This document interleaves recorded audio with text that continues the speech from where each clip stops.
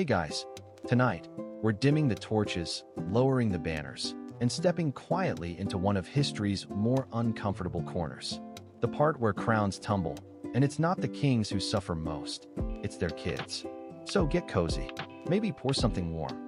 Wrap yourself in a blanket like a medieval prince being smuggled out of a burning palace.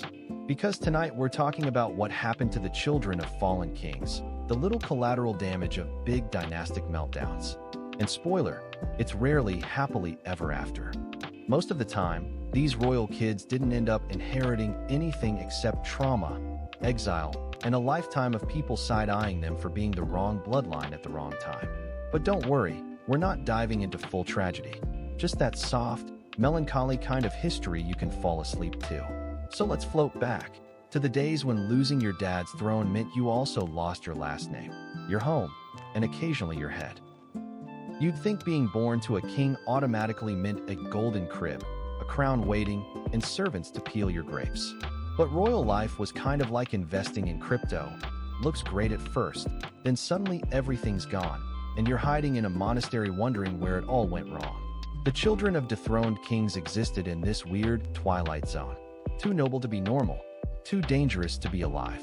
If they were lucky, they got sent into exile, raised in some distant cousin's castle, forever reminded they were the sad royal from that failed dynasty. If they weren't lucky, well, history didn't bother recording many birthdays after that. Our first unfortunate royal child is one of England's most famous missing persons, Edward V, the boy king from The Princes in the Tower story. Edward was just 12 when his dad, Edward IV, died suddenly in 1483. His uncle, the ever-suspicious Richard, Duke of Gloucester, was supposed to protect him. And by protect, we mean immediately arrest his mother's relatives, declare the boy illegitimate, and take the crown for himself. Classic uncle move. Edward and his little brother Richard, yes, another Richard, were placed in the Tower of London for safekeeping. Which, if you're new here, was the medieval version of saying, they'll never be seen again. Soon after, the boys disappeared. No formal execution record, no royal burial, just gone. Their uncle Richard conveniently became King Richard III, and most people politely pretended that was fine. So what happened to them? Theories range from secret murder to accidental suffocation to being smuggled out and replaced by imposters. But the truth is, they were two royal children erased by politics. Their story set the tone for centuries. If your parents' crown fell, so did your future. Sometimes literally. Jumping ahead to France, because no one does dramatic royal collapses quite like the French.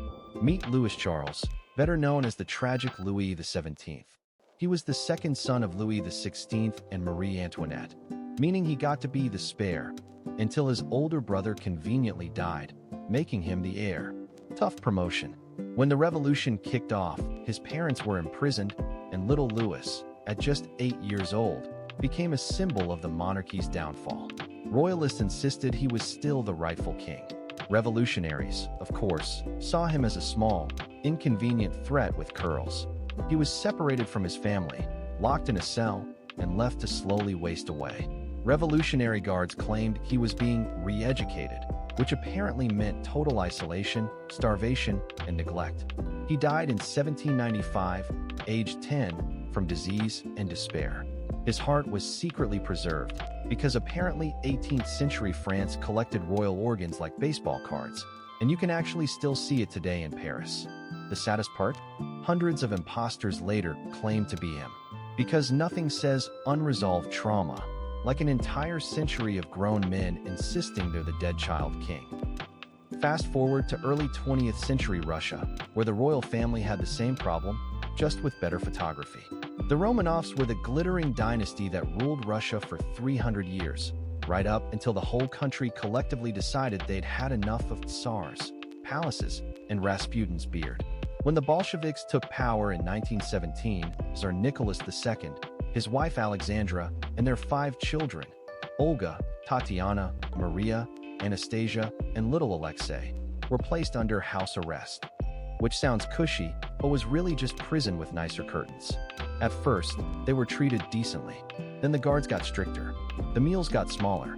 The letters stopped coming. And one July night in 1918, in a cellar in Ekaterinburg, the family was executed. But because the universe loves a cruel rumor, for decades, people believed Anastasia or Alexei had survived. There were films, imposters, even a full musical. It wasn't until the 1990s that DNA testing confirmed the entire family had indeed been killed. So what happened to the children of that fallen king? They became myths, the bedtime story of the 20th century. Meanwhile, in the Ottoman Empire, the problem of royal children was handled directly.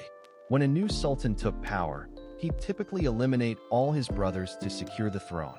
Efficient, sure, but maybe not ideal for family dinners. It was considered a mercy compared to civil war. One chronicler even noted that killing your siblings was for the good of the empire. Right. Nothing says stability like serial fratricide. Later sultans got squeamish and replaced executions with confinement in the caves, literally, the cage. Here, unwanted princes spent their entire lives locked in luxury apartments, surrounded by eunuchs, forbidden to leave or have children. Imagine a lifetime of soft pillows, gilded rooms, and absolutely nothing to do. Many went mad. Some wrote melancholy poetry. A few just slept through decades, the ultimate royal quarantine. When their older brother eventually died, one of these forgotten princes might be yanked out of retirement and crowned sultan at age 50, pale, confused, and probably terrified of sunlight. You could say it wasn't exactly a career path, more like a long waiting list with padded walls. Spain, of course, offers no shortage of dynastic disasters. After the War of Spanish Succession in the early 1700s, countless royal children found themselves shuffled around like unwanted heirlooms. One example, Maria Antonia of Naples and Sicily, who married into the Spanish Bourbons, a family tree that looked more like a tangled vine. Every cousin was also a cousin twice, and everyone had a claim to some half-forgotten throne. When her branch of the family lost political favor, Maria Antonia's children were quietly sidelined. No executions, just an eternity of being politely ignored. They spent their lives at court, dressed perfectly, smiled constantly, but wielded zero power. History barely remembers their names, which might actually be the happiest ending in this lineup. Back to Britain, where the Stuarts made being overthrown practically a family hobby. After James II was kicked off the throne during the Glorious Revolution of 1688, his kids became professional exiles. His son, James Francis Edward Stuart, spent his life wandering Europe calling himself the rightful king. Everyone else just called him the old pretender. Then his son, Charles Edward Stuart, became the young pretender. He led the Jacobite rebellion, lost spectacularly, and ended up drunk, heartbroken, and living off the pity of Italian relatives. So, what happened to the children of that fallen king? They became legends, ghosts of what could have been, always on the verge of reclaiming the crown, and always just missing it. A dynasty that never learned how to stay dethroned gracefully. Spain, of course, offers no shortage of dynastic disasters. After the War of Spanish Succession in the early 1700s, countless royal children found themselves shuffled around like unwanted heirlooms. One example, Maria Antonia of Naples and Sicily, who married into the Spanish Bourbons, a family tree that looked more like a tangled vine. Every cousin was also a cousin twice, and everyone had a claim to some half-forgotten throne. When her branch of the family lost political favor, Maria Antonia's children were quietly sidelined. No executions, just an eternity of being politely ignored. They spent their lives at court, dressed perfectly, smiled constantly, but wielded zero power. History barely remembers their names, which might actually be the happiest ending in this lineup. Back to Britain, where the Stuarts made being overthrown practically a family hobby. After James II was kicked off the throne during the Glorious Revolution of 1688, his kids became professional exiles. His son, James Francis Edward Stuart, spent his life wandering Europe calling himself the rightful king. Everyone else just called him the old pretender. Then his son, Charles Edward Stuart, became the young pretender. He led the Jacobite rebellion, lost spectacularly, and ended up drunk, heartbroken, and living off the pity of Italian relatives. So, what happened to the children of that fallen king? They became legends, ghosts of what could have been, always on the verge of reclaiming the crown, and always just missing it. A dynasty that never learned how to stay dethroned gracefully. It wasn't always tragedy by sword or scaffold. Sometimes, royal children simply faded into civilian life. Their crowns gone, their titles stripped, they became private citizens, often still wealthy, but irrelevant. After World War I, dozens of European royal families collapsed. Think of Kaiser Wilhelm II's relatives, Austro-Hungarian archdukes, or the lesser kings of Balkan mini-states. Their kids ended up as journalists, art dealers, or bored aristocrats with too much family silver. Some even emigrated to America, which, if you think about it, is kind of the final form of royal exile. Imagine being a prince, descendant of centuries of emperors, and suddenly you're working in finance in New York. Honestly, probably a better fate than the Tower. Even centuries after losing everything, royal children, or grandchildren, or great-grandchildren couldn't resist trying to make a comeback. Napoleon's only legitimate son, Napoleon II, the so-called King of Rome, never ruled a day in his life. After his father's defeat, he was taken to Austria and raised by his mother's family, who quietly erased every trace of his French identity. He grew up frail, melancholy, and obsessed with the father he never knew. Died of tuberculosis at 21. Austria buried him like a prince, but never called him an emperor. Because no one wants a spare Bonaparte wandering around Europe with unresolved daddy issue. Let's drift here for a moment. You might have noticed a pattern. When a throne falls, the adults take the blame, but the children carry the sentence. They become symbols, reminders, potential threats. A royal child could never just be a person. They were always a claim waiting to be used or destroyed, which makes every one of them a little ghost in history's attic. Not the kings who made history, but the kids who survived it. We'll start with Edward of Westminster, the only son of England's Henry VI and Margaret of Anjou, the unfortunate power couple at the heart of the Wars of the Roses. Edward was technically a prince, theoretically the future of the Lancastrian line, and practically a political football. His father spent half his reign in a mental fog, so deep you could probably hear the echoes. His mother, Margaret, ran the kingdom instead, which of course made all the noblemen furious. When the Yorkists overthrew Henry, Margaret grabbed little Edward and fled to France. From then on, his childhood was just exile, propaganda, and the occasional half-hearted rebellion. Margaret promised him in marriage to anyone who'd lend her troops, the King of France's daughter, a few ambitious dukes, basically whoever looked mildly useful that week. You can almost picture the diplomatic sales pitch. He's 12, moody, and completely broke, but think of the legitimacy. When they finally tried to fight their way back in 1471, Edward was captured after the Battle of Tewkesbury. He was 17. A few Yorkist lords brought him before Edward IV, the cousin who'd stolen his family's crown, and asked what to do with him. The story goes that young Edward, still full of Lancastrian bravado, said something snarky about dying a prince. So they helped him with that. In a way, he was lucky. Royal exile usually lasted longer and was more humiliating. Mary, Queen of Scots, and the baby who became a pawn. Fast forward a century. Scotland's drama levels remained consistent. Mary, Queen of Scots, was deposed in 1567 after a series of questionable marriages, mysterious explosions, and one very inconvenient murder. She fled to England, where her cousin Elizabeth I kindly imprisoned her for the next 19 years. Meanwhile, her baby son James VI, only a year old when she abdicated, was declared king. A toddler monarch ruling a chaotic Protestant country while his mother languished in captivity. So, basically, daycare with swords. James was raised by stern nobles who made sure he knew two things. His mom was trouble. He should never, ever be like her.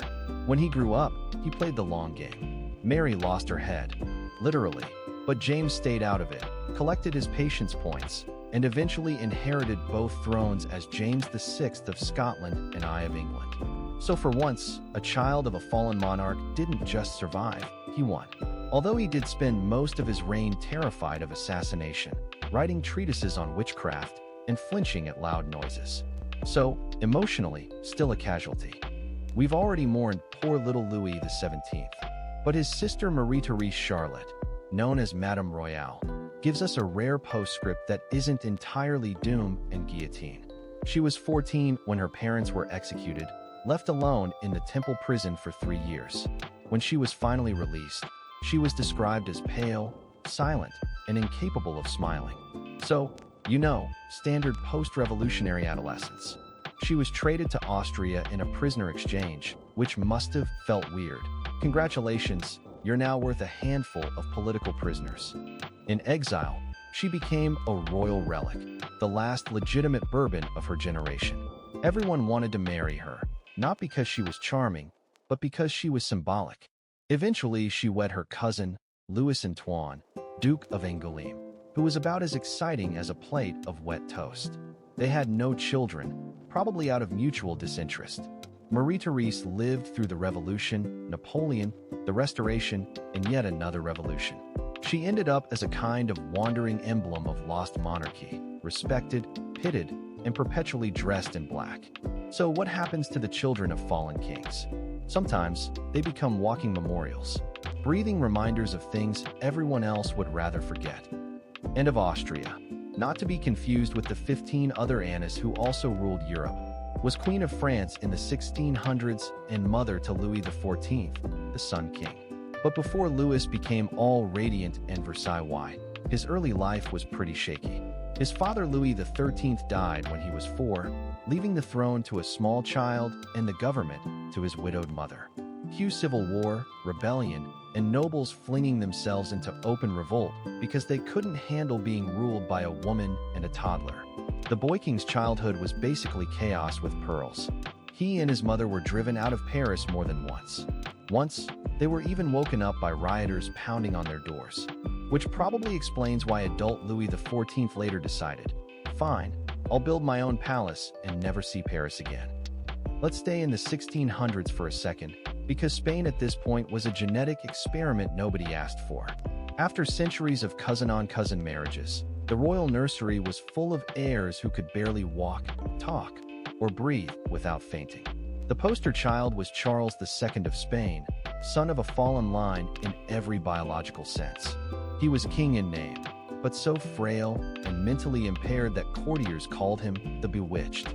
His mother, Mariana of Austria, basically ruled for him and spent his entire life fending off rival branches of the family trying to claim the throne. When he finally died childless in 1700, Spain was plunged into the War of Spanish Succession because half of Europe had technically married his cousins and all thought they deserved his crown.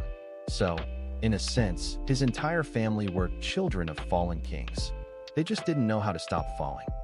Let's drift eastward to colonial India, where royal children learned to bow not to kings, but to companies. When the British Raj absorbed the Indian princely states, many young heirs were left as ceremonial rulers. They kept their palaces, titles, and jeweled turbans, but none of the actual power. Some adapted beautifully. They studied at Oxford, learned cricket, and threw elaborate parties to remind Britain how cultured they were. Others faded into eccentric obscurity, spiritual recluses surrounded by empty halls and peacocks. The child rulers of fallen Indian kingdoms became living props for empire, rolled out at ceremonies, posed for photos, then tucked back into their palaces like artifacts. By independence in 1947, most were pensioned off, their titles dissolved, their kingdoms turned into districts. One day you're a Maharaja by divine right. The next, you're on the phone with a tax office about your family estate. Honestly, that's modern history in a nutshell. You'd think the Bonapartes would have learned their lesson about overthrowing monarchies and then becoming monarchs themselves. But no, they doubled down multiple times. After Napoleon's fall, his siblings scattered across Europe with their children in tow, all insisting they were still important. His brother Joseph Bonaparte, former king of Spain, moved to New Jersey. Yes, really, where he lived in a mansion and occasionally entertained curious locals who wanted to see a real king. His nephews grew up telling stories about Uncle Napoleon like he was a mythic hero. Then decades later, one of those nephews, Louis Napoleon Bonaparte, decided to try again. He overthrew the French Republic and crowned himself Napoleon III, proving that family denial truly runs deep. So, what happened to the children of that fallen emperor? They founded a sequel, because apparently the only thing harder than losing a crown is not trying to get another one. If we zoom out a little, you'll notice a consistent theme. Royal parents never really raised their children. they spent them. In the medieval and early modern world, a royal child's destiny was written in treaty ink long before they could walk. If your father was dethroned, you might find yourself married to your family's former enemies by age 12. Diplomatic Stockholm Syndrome, basically. For example, Catherine of Aragon was originally married to Arthur Tudor, Henry VIII's older brother. When Arthur inconveniently died, Catherine was left a teenage widow, technically the daughter-in-law of a now suspicious royal house. Years of awkward limbo later, she married Henry himself. We all know how that went. Her story shows just how precarious fallen dynasties could be. One wrong marriage, one dead husband, and suddenly your entire family's survival depends on your uterus. Back to the 20th century for one more slow-motion collapse. When Emperor Charles I of Austria was dethroned in 1918, his wife Zita fled with their 8 children across Europe like a royal refugee caravan. They lived in borrowed houses, took charity from sympathetic monarchists, and moved every few months. The children were raised to believe they'd one day restore the empire, but by the 1930s, even they started realizing the world had moved on. One son became a monk. Another joined the U.S. Army during World War II, because apparently even archdukes need paychecks. Zita lived to 1989, still calling herself Empress, still wearing black for a crown that had vanished before her kids could spell it. And her children? Scattered, respectable, and quietly irrelevant. That's usually how fallen empires end, not with a bang, but with polite Swiss exile. Occasionally, one of these ex-royals decided to skip the nostalgia entirely. They dropped the titles, cut their hair, and tried to live like regular people. Princess Ileana of Romania, daughter of King Ferdinand, lost her country twice, once to her own family's abdication and again to communism. She fled to America, became a nurse, then a nun. Her autobiography is titled I Live Again, which is honestly one of the most understated ways to say, I survived centuries of European nonsense. Or take Crown Prince Wilhelm of Germany, son of Kaiser Wilhelm II. He spent his exile trying to convince everyone he was relevant, but mostly he just played golf, which, in fairness, is a healthier coping mechanism than civil war. Let's start with France again, because they never could stop dethroning people. After the 1830 revolution, King Charles X, last of the senior Bourbons, was kicked off the throne. He fled to Britain with his grandkids, including little Henri, Duke of Bordeaux, who immediately became the new royal mascot for the Bourbon restorationists. Henri grew up being called the Miracle Child because he was born just months after his father had been assassinated. So, cheerful start. In exile, everyone around him treated him like he'd someday reclaim the throne. He had tutors, royal ceremonies, even practice audiences, all for a crown that no longer existed. It's kind of like LARPing, but with powdered wigs. Meanwhile, a rival branch, the Orleans, was living comfortably in England after their own overthrow in 1848. They spent decades playing at being a royal court in exile, hosting dinners, marrying each other's cousins, and arguing about who had the real claim to France. The children of these exiled families became expert at nostalgia. They learned diplomacy, languages, and polite melancholy. Their main job was to look like potential rulers, in case France ever got tired of democracy again. It never quite did. And of course, we can't talk about France without dragging the Bonapartes back on stage again. Because even after Napoleon was shipped off to die on a volcanic island, his family refused to stop behaving like an active dynasty. His son, Napoleon II, died young. We've met him already, but his uncles and cousins kept the brand alive. By the mid-1800s, the Bonapartes were like a political pop group that wouldn't disband. One nephew, Louis Napoleon, actually did pull off a sequel, crowning himself Emperor Napoleon III in 1852. He even had a son, Prince Napoleon Eugene, nicknamed the Prince Imperial. The young prince grew up in palaces, adored by French loyalists, only to lose it all again when the Second Empire collapsed in 1870. Exiled to England, he joined the British Army, because apparently there's no better cure for political irrelevance than volunteering for colonial warfare. He was killed by Zulu warriors in South Africa at 23. It was tragic, but also, in a poetic way, perfectly Bonaparte, dying dramatically, far from home, for reasons no one fully understood. The British mourned him like a romantic hero. The French were mostly embarrassed, and his parents just stared at portraits, quietly realizing their dynasty had looped through the same rise and fall cycle twice in 50 years. Meanwhile, over in Britain, fallen royalty took on a more genteel form, the displaced branches of once great houses still haunting drawing rooms. After Queen Victoria came to the throne, several distant cousins, descendants of those endless German electors, kept insisting they had the truer right to rule. They didn't, obviously, but they said it with such confidence that people let them talk. The Hanoverians had lost the British throne back in 1837, when Salic law blocked Victoria's inheritance in their part of Germany. Since then, the family had been living a double life, royal in one country, irrelevant in another. Their children grew up in castles that echoed too much, full of portraits of kings they no longer were. It's the aristocratic version of still hanging your Employee of the Month plaque after getting fired. The 19th century also saw the rise of the public royal scandal, and the children of fallen kings were often its main characters. Take Princess Louise of Belgium, daughter of King Leopold II. He was the guy who made a fortune out of the Congo, so not exactly a warm father figure. Louise married an Austrian prince, Philip of Saxe-Coburg, but the marriage fell apart spectacularly. There were affairs, lawsuits, duels, all that refined European chaos. And by the time the dust settled, Louise was bankrupt and disgraced. She spent years wandering between hotels and sanatoriums, living off sympathetic friends. Her husband tried to have her declared insane, which, in the 19th century, was basically the go-to divorce strategy. By the time she died, she was technically still a princess, but more of a tragic curiosity. A walking reminder that even royalty could crash and burn, just with better jewelry. Italy joined the Royal Downfall Club late, but enthusiastically. When the monarchy was abolished in 1946, King Umberto II went into exile, taking his family with him.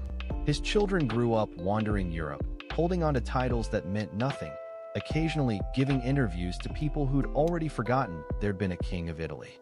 His daughter Princess Maria Pia married the son of the deposed king of Yugoslavia, because apparently royal matchmaking still had a sense of irony. The press dubbed them the exile's wedding. For decades afterward, the Italian royal children hovered on the edges of polite society, not rich enough to dazzle, not poor enough to pity. They'd show up at charity balls, smile politely, and fade back into anonymity. There's something almost tender about it, the slow dignity of irrelevance. If any family could claim professional experience in exile, it's the Greek royal family. They were originally imported from Denmark in the 19th century, because apparently Greece looked at Europe and said, let's rent a monarchy. Over the next century, they were overthrown, restored, and exiled again more times than most people renew their passports. By the 1970s, King Constantine II and Queen Anne-Marie were living in London, while their children grew up attending British schools and trying very hard not to mention that their family technically didn't have a country anymore. One son, Pavlos, eventually became a businessman. Another, Nikolaus, took up photography. It's honestly a pretty solid career move. At least cameras don't stage coups. The family still shows up at royal weddings across Europe, smiling politely, like guests who weren't sure if their invitation was serious. Now let's drift back to Russia after the Romanovs' fall. We already know what happened to the immediate royal family, but hundreds of other Romanovs managed to escape. They fled through Crimea, Finland, or Persia, ending up scattered from Paris to Monte Carlo. Their children grew up with impossible surnames, vague claims to nobility, and grandmothers who still used the word imperial unironically. One of them, Grand Duchess Maria Pavlovna, tried to support herself by opening an embroidery shop in Paris. Imagine walking into a boutique and realizing the woman hemming your gloves used to live in a palace the size of a town. Her descendants eventually blended into European high society, still charming, still slightly tragic, and still allergic to the idea of being called former royalty. Now let's drift back to Russia after the Romanovs' fall. We already know what happened to the immediate royal family, but hundreds of other Romanovs managed to escape. They fled through Crimea, Finland, or Persia, ending up scattered from Paris to Monte Carlo. Their children grew up with impossible surnames, vague claims to nobility, and grandmothers who still used the word imperial unironically. One of them, Grand Duchess Maria Pavlovna, tried to support herself by opening an embroidery shop in Paris. Imagine walking into a boutique and realizing the woman hemming your gloves used to live in a palace the size of a town. Her descendants eventually blended into European high society, still charming, still slightly tragic, and still allergic to the idea of being called former royalty. By the late 19th century, the press had discovered its favorite new genre, fallen aristocracy. Papers in London and Paris printed endless stories about exiled princes, mysterious princesses, and bankrupt dukes. The public adored it. It was like reading gossip about mythical creatures trying to pay rent. These children of dethroned kings leaned into it, too. They posed for photographs, attended operas, and gave interviews about how they didn't really miss power, just the servants. Some married rich industrialists. Some took up minor artistic hobbies, painting, piano, occasionally bad poetry. They were, in a sense, the first influencers. Their currency was nostalgia, and Europe, freshly addicted to tabloids, couldn't get enough. It's worth noting how many of these exiled children reinvented themselves just to survive. Prince Philip of Greece, for example, before he married Queen Elizabeth II, was literally a penniless exile. His family had been driven out of Greece when he was a baby, carried to safety in an orange crate. By the time he reached adulthood, he was a naval officer with a questionable accent and impeccable cheekbones. Marrying into the British royal family turned him from the child of a fallen king into the father of a reigning one. Not bad for someone who started life as cargo. His story shows that exile didn't always mean extinction. Sometimes it was just an inconvenient prequel. As the 20th century crept in, the children of fallen monarchs stopped dreaming about restoration. They started collecting hobbies instead. One ran a vineyard in Tuscany. Another opened an antique shop in Vienna. Some wrote autobiographies no one read, with titles like My Lost Kingdom or Memoirs of an Uncrowned Princess. And almost all of them ended up in some quiet villa, surrounded by family portraits that had outlived their titles. They'd drink tea, feed cats, and occasionally receive visitors who called them Your Highness, even though everyone knew it was just good manners. In a way, they succeeded at something their ancestors never managed: peace. They weren't ruling, scheming, or running for their lives. They were just living, finally allowed to be human. There's something soothing in that slow fade. History loves drama, crowns, coups, beheadings, but it almost never tells us about the afterglow, the long years after the music stops. The children of fallen kings remind us that power doesn't disappear overnight. It dissolves, quietly, into dinners, letters, and long walks in borrowed gardens. And sometimes, in that fading light, they found something resembling happiness. The man with the hood. Hey guys, tonight, we're easing into something a little bleak. You might want to grab some tea, dim the lights, and let's settle in for a story about the people nobody really wanted to talk to. We're going to drift back through the centuries and spend some time with a group that most of history preferred to ignore. The ones who kept the cities clean of criminals, or at least, of people the authorities said were criminals. The executioners. Now, before you picture a muscled man in a black hood, swinging an axe like he's auditioning for a Halloween costume contest, let's take a breath. Because, honestly, most executioners didn't look like that.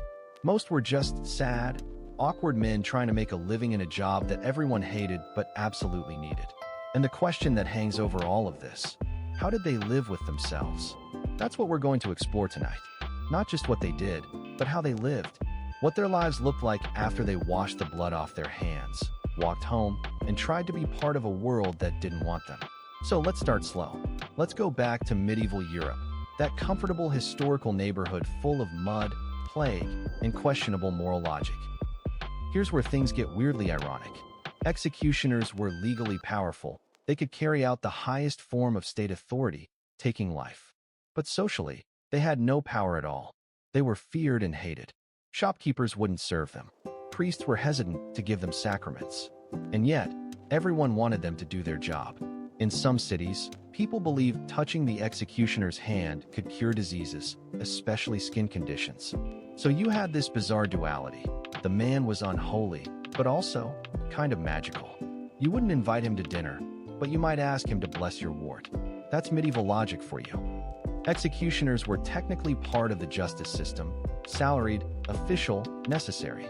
But socially, they were treated like they had the plague, even when they didn't.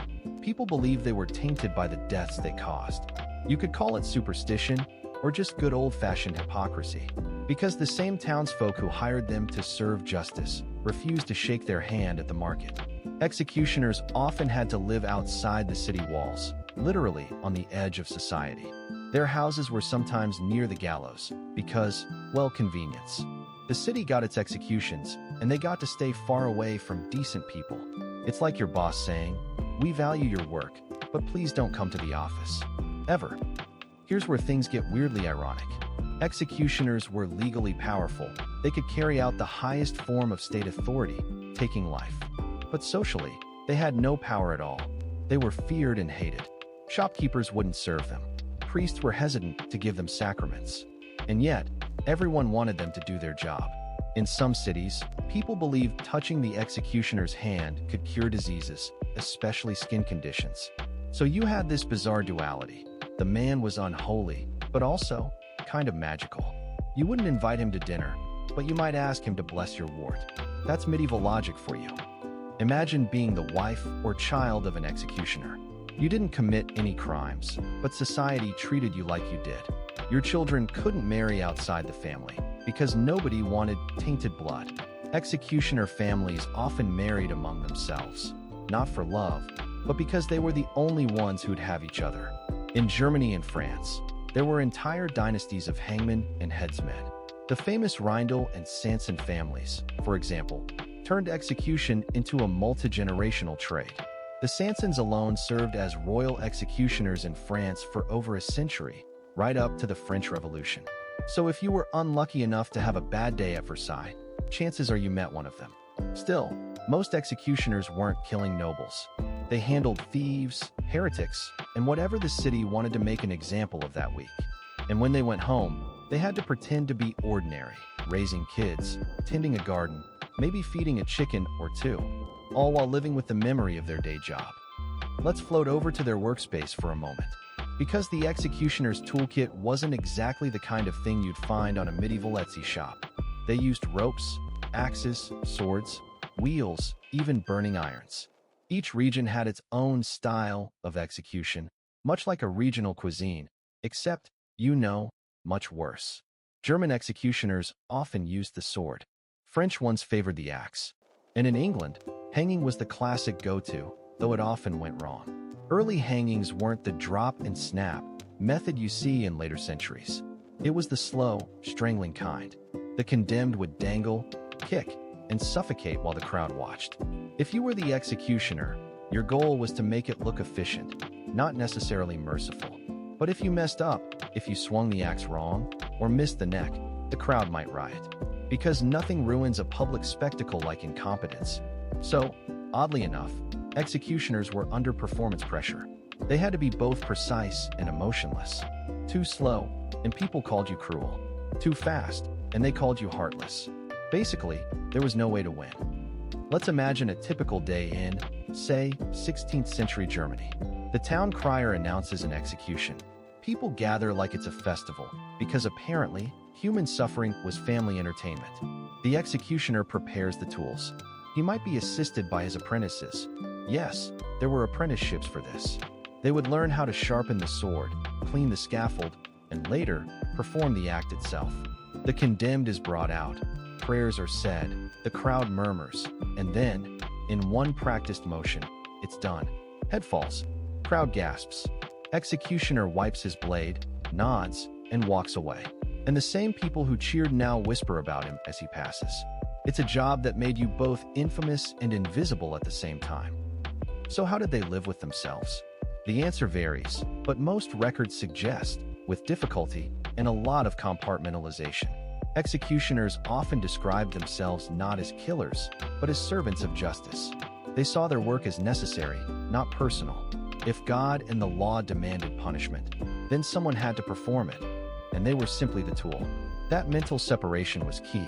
It's the only way you could keep doing the job without going completely numb or mad. Some executioners even developed a kind of grim pride in doing their work cleanly. They believed a swift, precise execution was merciful and reflected their professionalism. In their own way, they had a moral code. And within that logic, they weren't murderers. They were technicians of divine order. There are a few rare moments in the historical record where executioners showed flashes of guilt or compassion. One famous example comes from the 17th century, when an English executioner, Jack Ketch, botched several executions so badly that he was nearly lynched by the crowd. He later wrote a public apology, saying he had been overcome with emotion, which, honestly, sounds like a mix of guilt and bad technique. But there are also quieter stories. Records from Germany mention executioners who secretly helped poor families, providing medical care or even acting as unofficial healers. Because, ironically, they had access to herbs, anatomy knowledge, and plenty of human bodies. They were experts in where the body broke, bled, and healed. In a world without doctors for the poor, that made them strangely useful. Execution was, at times, just one part of a larger family enterprise. Many executioners doubled as animal skinners, knackers, or sanitation workers. Basically, anything that involved dealing with what society didn't want to touch.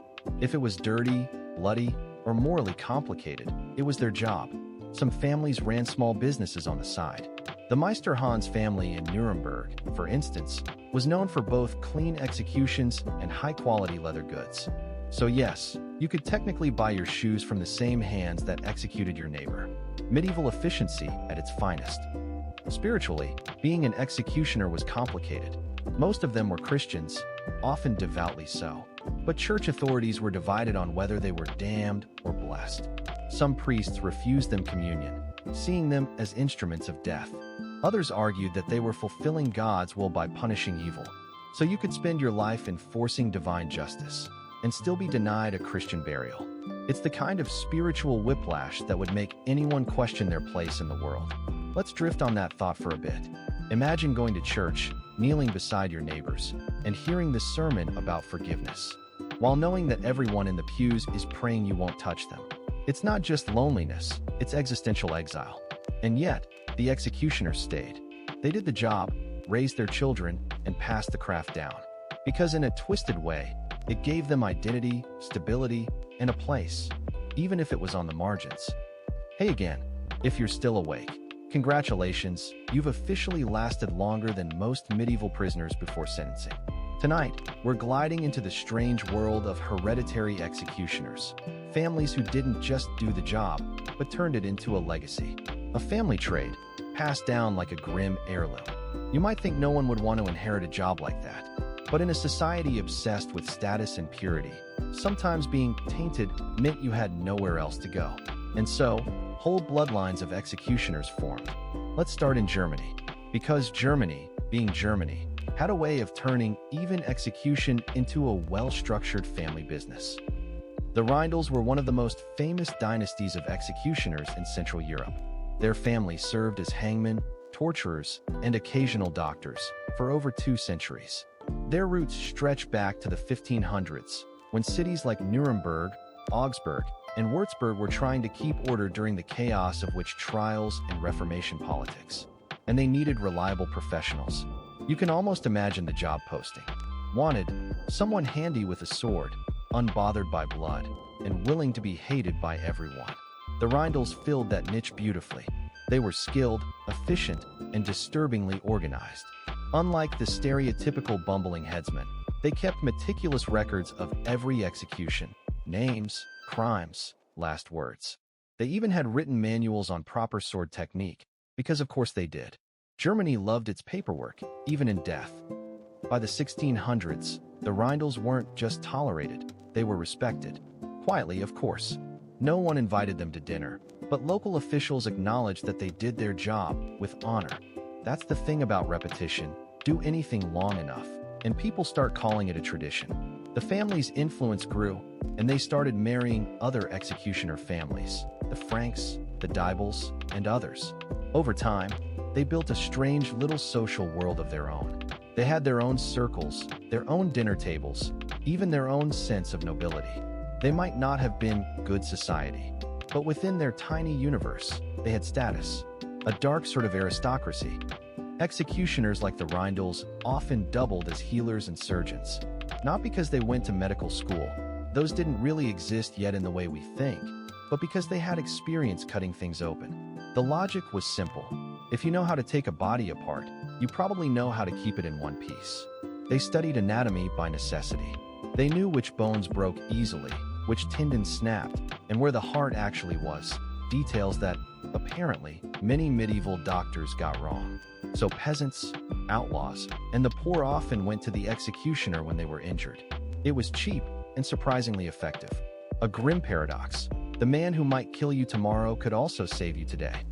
For all the gore and stigma, the Rindles lived by a strict code. They saw themselves as tools of justice, never as murderers. One 17th century Rindle reportedly refused a bribe from a noble family to botch an execution, to make it slow and painful for revenge. He refused, insisting that death was to be clean and impartial. And yes, it's bizarre to hear a man who beheaded people talk about ethics, but there it is. To them, cruelty wasn't part of the job. It was about order, the grim maintenance of divine law. If someone had to do it, better that it was done correctly. That's how they lived with themselves. The Sansons were basically the Kardashians of execution. 7 generations, over 300 years, and a front row seat to every major royal drama from the 1600s to the Revolution. Their story begins with Charles Sanson, who became the official executioner of Rouen in the 17th century. He was well-trained, efficient, and apparently annoyingly dignified about it. When Louis XIV, the Sun King himself, reigned supreme, the Sansons served the crown faithfully. You could say they were the quiet shadow of royal justice. The family's most famous member, Charles-Henri Sanson, worked during the French Revolution. He personally executed King Louis XVI, which, yes, means he killed his own former employer. The irony wasn't lost on anyone, especially not on Sanson himself, who reportedly trembled as he prepared the guillotine that morning in 1793.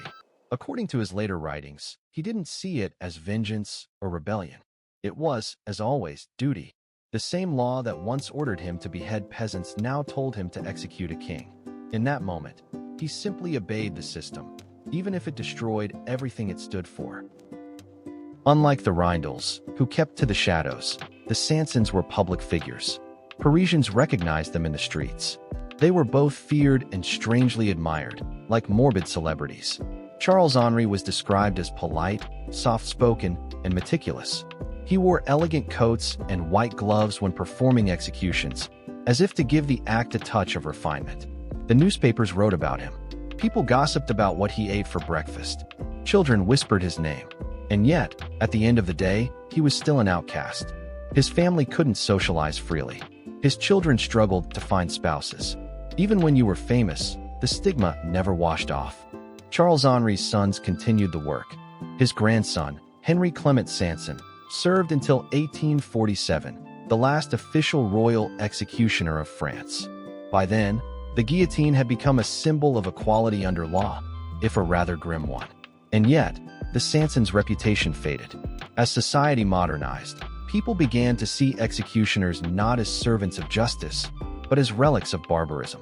The same families that once treated them with forced politeness now pretended not to know them. It's hard to say which was worse, being feared or being forgotten. Several members of the Sanson family kept diaries, and they're fascinating in a quiet, haunted sort of way. They don't read like the ramblings of sadists, more like exhausted bureaucrats of death. One entry describes a young Sanson struggling with nightmares after his first execution. Another writes about how carefully they cleaned the guillotine between uses, not for hygiene, but as a gesture of respect. They developed rituals, a way of cleansing the space, keeping order, pretending there was dignity in what they did. It's what psychologists today might call moral compartmentalization, but back then, it was just survival. During the 18th century, executions in France became public spectacles. Crowds packed city squares to watch the guillotine fall. Vendors sold snacks, pamphlets, even souvenir sketches. Imagine Times Square, but instead of billboards, You had a wooden platform and a very nervous aristocrat. The Sansons became the directors of that theater. They rehearsed each movement, each gesture. Their timing had to be perfect, because the audience wasn't there for justice. They were there for a performance. And if the executioner fumbled the act, the crowd booed. They wanted drama, not reflection. The Sansons understood that. They gave the people their show, quietly, precisely, and with the detachment of a man folding laundry. As the 19th century crept on, Europe began to rethink its relationship with capital punishment. Public executions slowly disappeared. Crowds were deemed uncivilized. Justice moved behind closed doors. Executioners, once the reluctant celebrities of public morality, faded into obscurity. In Germany, the Reindel's descendants turned to medicine and craftsmanship. In France, the Sansons' name became a whisper of the past, famous only in history books and ghost stories. But even as they vanished, they left behind something rare. A record of what it means to live with shame and necessity intertwined. These men didn't see themselves as villains. They were servants of law, shaped by a world that demanded someone carry out its cruelty. And that, in the end, might be the saddest truth of all. They lived with themselves because they had no choice. The world needed them, and then despised them for existing. Let's float a little deeper next time, into the minds of these men themselves. The private writings, confessions, and final reflections of executioners who, after a lifetime of death, began to ask whether their souls could ever be clean again. The legacy of these men isn't heroic, but it's strangely revealing. They remind us that every system of justice, no matter how righteous it claims to be, depends on someone willing to get their hands dirty. Someone has to do the thing everyone else pretends to support in theory, but can't face in practice. Executioners were the mirror society avoided looking into. The part of civilization that showed how fragile morality really is. And maybe that's why they fascinate us. Because they're proof that even in the most self-righteous of eras, someone had to play the role no one wanted, and somehow still find a way to sleep at night. Let's drift one last time, to where the scaffold finally falls silent. Next time, we'll end this long, tired story with the last hangman of modern Europe. The quiet men in suits who pressed buttons instead of swinging blades, and who still carried the same ancient burden. By the 19th century, executioners were no longer the mysterious figures they once were. Science, bureaucracy, and the slow decline of public punishment turned them into civil servants. Their names appeared on payrolls, not whispered in taverns. And yet, even then, the stigma lingered. The last French headsman in the early 1900s still complained about being shunned on trains. People loved the idea of justice. They just didn't want to sit next to it. When the death penalty finally began to disappear across Europe, most executioner families quietly melted into ordinary professions. Doctors, carpenters, mechanics, work that still used the hands, but without the guilt. It's tempting to imagine their relief, a kind of ancestral exhale after centuries of tension. Despite all that, executioners sometimes used their strange position to do good. Because they were untouchable, they could move between classes. They could speak to prisoners, priests, beggars, nobles, and none could refuse them. Some secretly passed messages from prisoners to families. Others offered condemned men small comforts, a drink, a cigarette, a moment to pray. One German executioner was known for whispering, "Be brave, and it will be fast." It's not much, but it's something. Little acts of kindness at the edge of the unthinkable. Executioners often lived at the edge of towns, literally and socially. Their homes were near the gallows or outside city walls. It wasn't just practical, it was symbolic. They existed at the boundary between civilization and everything it feared. Visitors rarely came. If they did, it was usually to ask for some disgusting favor, like a piece of rope from the last hanging. People thought it brought good luck or cured diseases. So yes, medieval charm bracelets sometimes included authentic hangman rope. Because humanity never changes, we've just replaced superstition with online shopping. To survive that kind of existence, most developed a very dark sense of humor. They joked about their tools. They named their ropes. They made puns about cutting ties and losing one's head. Not because they were cruel, but because laughing was easier than feeling. You can't spend your life surrounded by death without building some armor. And sarcasm is surprisingly good armor.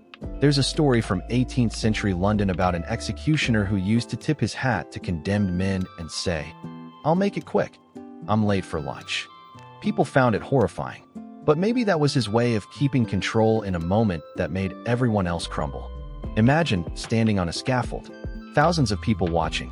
You're about to swing a sword, or pull a lever, or cut a rope. The condemned might be weeping, or silent, or trying to make a speech. The air is heavy, and you can smell the wood, the sweat, and the faint sweetness of fear. And you know, when it's over, everyone will cheer, or boo, or both. The sound of that crowd stays with you. Some executioners said it was the worst part, the cheering, not the killing. Because that's when you realized people weren't coming to see justice. They were coming to see blood, and you were the one making it happen. Publicly, people said they despised executioners. Privately, they were fascinated. In the same way you might not want to talk about death, but you can't quite look away from it. Some towns quietly protected their hangmen, making sure they had food and housing. They didn't love them, but they knew better than to anger them. In a few German cities, the executioner had the right to collect certain taxes or fines as compensation for being socially ostracized. He was both hated and legally privileged, which must have been confusing at best. One historian described them as men paid to bear the community's sin, and that's probably the best summary you'll find. They were scapegoats in human form, living embodiments of everything society didn't want to admit about itself. Even if an executioner managed to make peace with himself, society rarely did. Their children carried the same stigma. No matter how kind or clever they were, people still crossed the street to avoid them. There are stories from the 1600s of young executioners' daughters who fell in love with ordinary men and were promptly rejected when the family name was discovered. One wrote to a priest asking if her soul was clean enough to marry. The priest's answer was polite, but basically said no. So, generation after generation, executioner families married each other. They built little islands of their own, isolated but safe. A few grew wealthy. Some became minor nobles. But no amount of money could buy social acceptance. It's almost funny. The kings who ordered the deaths were revered, but the men who carried them out were cursed. Classic human hypocrisy. A few left behind writings, confessions, diaries, or letters that never reached anyone. And if you read them, there's this quiet, persistent question running through them all. Will God forgive me? One 18th century French executioner wrote that he dreamed of the faces of those he had executed. He said they didn't haunt him. They waited for him, like patient ghosts, expecting him to one day understand. He didn't describe it as horror, just inevitability. Maybe that's the only way to survive a life like that, by accepting that the dead will always keep you company. Religion was both their comfort and their curse. Many saw themselves as extensions of divine order. If God allowed kings to rule and courts to judge, then the executioner was simply the hand that finished the task. That logic kept a lot of them sane. There's a record of one 17th century German hangman who began every day with a prayer, asking for steady hands and a clean conscience. It's oddly touching, this tiny ritual of hope before doing something no one should have to do. Others took it further. Some executioners fasted or performed small acts of penance before each job, as if trying to absorb a little bit of the condemned suffering to balance the cosmic scales. It's a strange form of empathy, brutal, but human. Most executioners didn't talk much about what they did, partly because no one wanted to hear it, and partly because there weren't really words for it. In a world obsessed with sin and salvation, being an executioner meant standing in a strange spiritual no man's land. You killed people, but for the law. You enforced God's justice, but broke one of his commandments to do it. And people wondered, were you damned or sanctified? Executioners wondered the same thing. Some prayed before every execution. Others confessed after each one, as if trying to scrub their soul clean before the next. But you can't exactly confess, "I killed someone," when it's literally your job description. So they lived in quiet contradiction, half priest, half pariah.